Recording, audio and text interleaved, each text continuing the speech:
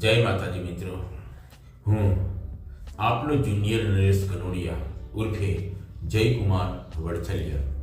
મિત્રો, ઘણા સમયથી એટલે કે લગભગ 8 મહિનાથી મારી YouTube channel SJ films production Vadthal કે જે ચેનલ પર મેં કોઈ વિડીયો અપલોડ નહોતો કર્યો, કારણ કે હું મારા સામાજિક પ્રોબ્લેમમાં હતો, એટલે આપને સમય ના આપી શક્યો.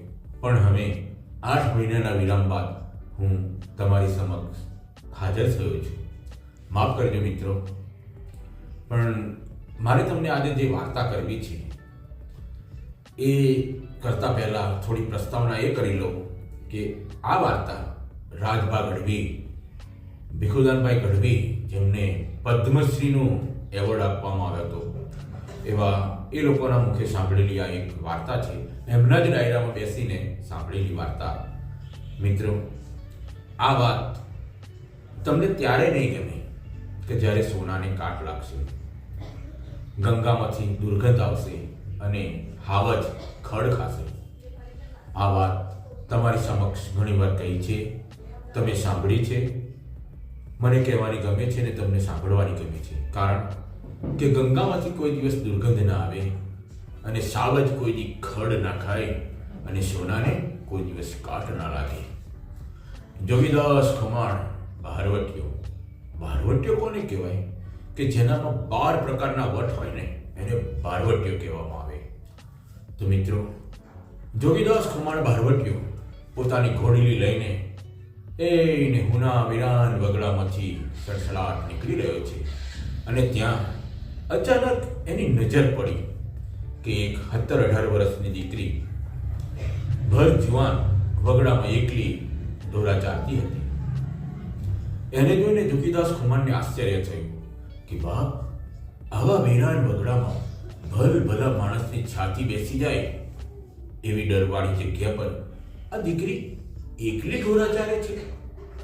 એટલે જોગીદાસ ખુમાણે પોતાની ઘોડલી થોભાવી અને કહ્યું, બેન, બેટા, દીકરી એકલી છો? એટલે દીકરીએ કહ્યું, હા ભાઈ, એકલી જ છું. તો બેટા, તને ડર નથી લાગતો? ડર? શેનો ડર લાગે ભાઈ? બેટા, અહીં આજુબાજુમાં તારા પપ્પા, મતલબ કે તારા બાપુ, બા, કાકા, દાદા કોઈ નથી? ના, બસ હું એકલી જ છું ભાઈ. આ તો મારું મોસાળ છે. હું મારા મોસાળમાં રહું છું, મારા મામાના ઢોરા ચારું છું અને મોટી થાઉં છું. એમને બેટા, પણ મારા કહેવાનો અર્થ એ છે કે આ વગડામાં તને બીક નથી લાગતી? બીક? શેની બીક લાગે? બેટા, તું એકલી છો, જુવાન છો, અત્યારે કોઈનો ભરોસો નહીં, તને જરાય બીક નથી લાગતી બેટા? એટલે ભાઈઓ, એ દીકરીએ જે જવાબ આપ્યો ને એ સાંભળી ખુદ તમે પણ વિચારમાં પડી જશો. અને એ વખતે ભાવનગર સામે ભારવટે ચડેલો એ જોગીદાસ ખુમાણ ટપ ટપ ટપ ટપ આંસુએ રડી પડ્યો હતો. તો એ દીકરીનો જવાબ શું હતો ખબર છે તમને? એ દીકરીએ કહ્યું કે બીક શેની લાગે ભાઈ? જોગીદાસ ખુમાણના ભારવટા ચાલતા હોય ત્યાં કોની તાકાત છે કે અમ જેવી દીકરીઓને લૂંટે, અમારી ઇજ્જત પર હાથ નાખે? અને ભાઈ, કહેવાય છે કે એ દિવસે જોગીદાસ ખુમાણ ટપ ટપ ટપ આહોડે રોઈ પડ્યો હતો અને સૂરજ નારાયણ હામું બે હાથ જોડી કીધું હતું, હે હુરત દાદા, મારું ભારવટું હાલે કે ન હાલે, ભાવનગર મહારાજ માને કે ના માને, મને શાવર કે કુંડલા આપે કે ના આપે, પણ આવી દીકરીઓ મારો જે ભરોસો રાખીને બેઠી છે ને, એમનો ભરોસો કોઈ દિવસ તૂટવા ન દેતો બાપ, તૂટવા ન દેતો. આટલું કહી જોગીદાસભાઈએ ઘોડલી મારી મૂકી. અને એ દીકરીને પણ ખબર નહોતી કે જેની સાથે મેં વાર્તાલાપ કર્યો, જેણે મને પૂછ્યું, એ પોતે જ જોગીદાસ બાપુ હતા. આવો તો કંઈક પ્રસંગો જોગીદાસ ખુમાણની સાથે ના જીવનના છે. જોગીદાસ બાપુની વાત કરીએ તો એક દિવસ ભાવનગર મહારાજના મહારાણી દળવે જાત્રાએ કરવા જતા હતા. દળવે જાત્રાએ જતા હતા, સાથે બે નાના કુંવર દાદભા અને નાનભા હતા. અને એવામાં જોગીદાસના જ એક માણસ કે જેનું નામ રઘડો હતું. રઘડાએ આવી અને સંદેશો દીધો કે જોગીદાસ બાપુ હાલો, આજે તો વેરના વણામણા કરી નાખીએ, વેર પૂરું કરી નાખીએ આજે તો. એટલે જોગીદાસે પૂછ્યું, પણ ભાઈ રઘડા, એ તો કે છે શું? અરે બાપુ, ભાવનગર મહારાણી આજે દળવે જાત્રાએ કરવા જાય છે અને વેરડામાં એકલા જ છે, સાથે 2 બાળકો છે. આજે તો બધાનો ખાત્મો પૂરો કરી અને ભાવનગર મહારાજ સામે આપણું વેર પૂરું કરી લઈએ. મિત્રો, એ દિવસે જોગીદાસ ખુમાણે કહ્યું હતું કે રઘડા, ભાવનગર મહારાણી તો મારી બેન છે અને દાદબા અને નાનબા કુંવર મારા ભાણિયા. ખબરદાર જો કોઈએ બેનબાનું નામ દીધું તો. અને ભાઈ, જોગીદાસ ખુમાણ પોતે વેડલા આગળ ગયા અને વેલડું થોભાવ્યું. એટલે અંદરથી મહારાણીએ પૂછ્યું, ભાઈ વેલડું કાં થોભાવ્યું? એટલે માણસે કહ્યું, બા, જોગીદાસ ખુમાણ આવ્યા છે. અને એ વખતે ભાવનગર મહારાણી થર કાંપી ગયા. કારણ કે આ તો જીવતું જાગતું મોત કે જે મહારાજની સામે બારવટે ચડ્યો છે, એ જ બારવટીઓ વન વગડામાં સામે ભીટકાય. આપણે જતા હોય અને સામે ડાલામત તો અવાજ આવે તો આપણી છાતીના પાટિયા બેસી જાય. એમ ઘડી મહારાણીને થયું.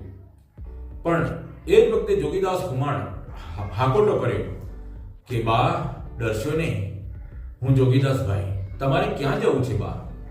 એટલે કહ્યું, અમારે દળવે જાત્રાએ જવું છે, તો ચાલો હું તમને મૂકી જાઉં.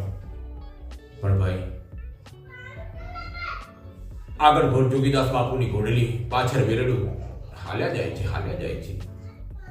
બાએ કહ્યું કે બસ મારે હવે જાત્રાએ નથી જવું, અહીંયાથી વેરડું પાછું ભાવનગર વાળો. કાં? બસ મારે જાત્રાએ નથી જવું. અરે ભાઈ, કહેવાય છે કે વેલડાની આગળ જોગીદાસ ખુમાણ ભાવનગરની વર્તેજના વડ સુધી મૂકવા આવ્યો. પણ રસ્તામાં ઘટના એવી બની કે દાદબા એ કાજ્યો કર્યો કે મારે જોગીદાસ મામાના ખોળામાં બેસવું છે. જોરથી રડવા લાગ્યા. એટલે જોગીદાસે પૂછ્યું, આ કુંવરને શું થયું છે? એટલે પેલા માણસે કહ્યું કે જોગીદાસ બાપુ, કુંવરને તમારા ખોળામાં બેસવું છે. એટલે જોગીદાસભાઈએ કહ્યું, અરે એમાં શું, લાવો, બંનેને લાવો, દાદભાને લાવો અને નાનભાને, બંને કુંવરને મારા ખોળામાં બેસાડો. એ વખતે તમે વિચાર તો કરો કે પોતાના ફૂલ જેવા 2 કુંબળા બાળકો, પોતાના દુશ્મન જેવા જોગીદાસ બાપુને મહારાણીએ પણ આપી દીધા. તો એ મહારાણીની જીગર કેટલી! કહેવાય છે કે દાદબા અને નાનબા જોગીદાસ બાપુના ખોળામાં બેઠા, આગળ ઘોડલી હાલી જાય છે, પાછળ વેરડું. હાલતા વર્તેજના વડ આવ્યા ને એટલે જોગીદાસભાઈએ ઘોડલી થોભાવી, 2 કુંવરને નીચે ઉતાર્યા અને માણસને કહ્યું, ભાઈ, બાને કહેજો અહીંયા મારી હદ પૂરી થાય છે, અહીંયાથી હું આગળ નહીં આવી શકું અને અહીંયાથી ભાવનગર જતા તમારે પણ રસ્તામાં કોઈ ભો નથી, જાઓ. અને એ વખતે આટલું કહી જોગીદાસ બાપુ ઘોડલી લઈને વયા ગયા. એટલે મહારાણીએ પૂછ્યું, જોગીદાસભાઈ ક્યાં ગયા? બસ એ તો ચાલે ગયા, બોલાવો એમને. માણસ પાછળ મારતે ઘોડે ગયો, જોગીદાસભાઈ ઉભા રહો. જોગીદાસભાઈ ઉભા રહ્યા અને કહ્યું કે જોગીદાસભાઈ, બા સાહેબ તમને બોલાવે છે. કે બા સાહેબે કહેવડાવ્યું છે કે જોગીદાસભાઈને સાવર જોઈએ તો સાવર અને કુંડલા જોઈએ તો કુંડલા, એમને કહો ભાવનગર મહારાજા સામે હાજર થાય. આજે એમના બારવટા મારે પાર પડાવવા છે. અને મિત્રો, એ દિવસે જોગીદાસ બાપુએ એટલું કહ્યું હતું કે ભાઈ, બેનને કહેજે જઈને કે બેનને તો કાપડું દેવાનું હોય, બેનના કાપડા લેવાના ના હોય. મિત્રો, જોગીદાસ ખુમાણ એના જીવનના ઘણા આવા પ્રસંગો છે. એક કહીએ તો બીજો યાદ આવે, બીજો કહીએ તો ત્રીજો યાદ આવે. એવા પ્રસંગો હું તમને ભાગ 2માં કહીશ. જય માતાજી.